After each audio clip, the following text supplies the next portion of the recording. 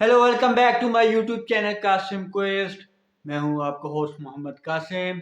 तो गाइस, जब मैं मस्जिद वज़ीर ख़ान घूम फिर रहा था तो मैं घूमते घूमते वहां बाज़ार से उसके बिल्कुल मगरिब की जानिब जब गया तो मुझे एक बहुत पुरानी मस्जिद मिली। जी, मैं मस्जिद की मैं बात कर रहा हूँ, उसे सुनहरी मस्जिद कहा जाता है।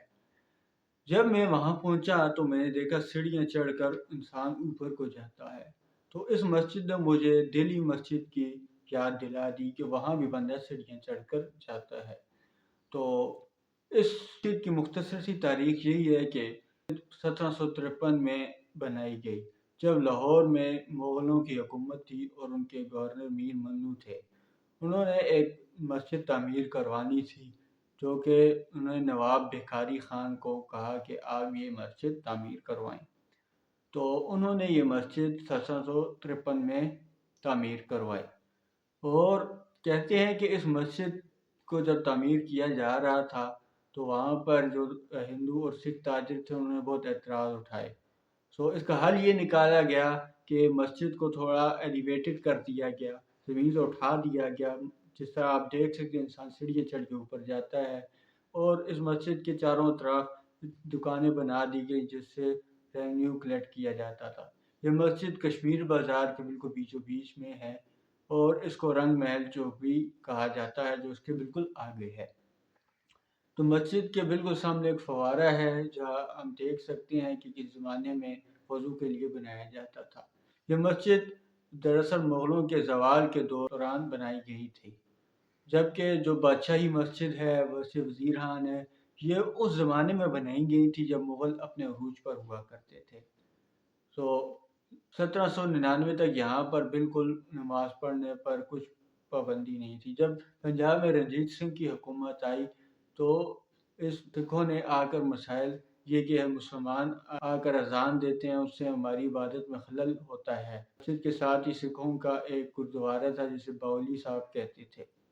तो इसका हल बाद में ये निकाला गया कि सिख जो है अज़ान इधर नहीं होगी, बल्कि सुबह के टाइम घर घर जाकर लोगों को सिख जगाएंगे कि आपकी नमाज का वक्त है, उठें और नमाज पढ़ लें। 2 दिन तक तो ये चलता रहा, फिर सिख इससे तंग आ गए।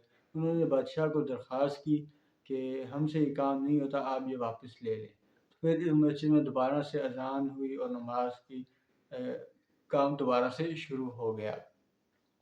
तो इस मस्जिद की ख़ास बात यह है कि इस पर 3 गुंबद बने हुए हैं सुनहरी रंग के सोने के। ये बिल्कुल हिंदुस्तान में जो गोल्डन टेम्पल है या हरी मंदिर जिसको बोला जाता है, बिल्कुल उससे मुशाबहत रखता है।